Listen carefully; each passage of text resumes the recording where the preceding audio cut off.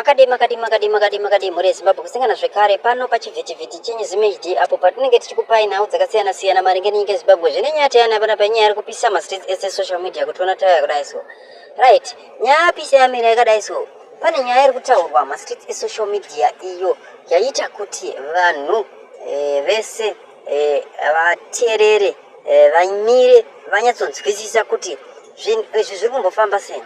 Right, pane nyaya iri kutaurwa kuzi ma-MPs, ma-opposition MPs triple C inova ichitungamirirwa naWatchman Ncube naShavangu vari kunzi vari kusapota zvekare kuti vaEmmerson Dambudzo Mnangagwa vaende third term.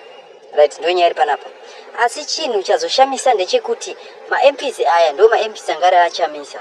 Right, ari ma-MPs achamisa ndio vari kusapota kuti Emmerson Dambudzo Mnangagwa aende third term. Right, chinzwai zvinhu zvazokumbirwa nema-MPs aya. Right, vataura kuti isu tiri kusapota kuti muende third term, asi tiri kukumbirawo kuti tiitewo 8 years tiri pabasa. Ndo nyaya yavo yazotaurwa iyoyo. Anzi vari kukumbirawo 8 years vari muofisi, ndo mutauriro wacho. Saka amene kuti zvinofamba sei kana zvichabuda sei, asi ndo proposal yapiwa nema-MPs iyayo. Regani yacho kuverengerai vataura the opposition MPs have also proposed extending their own terms of office to up to 8 years, citing the need for continuing it.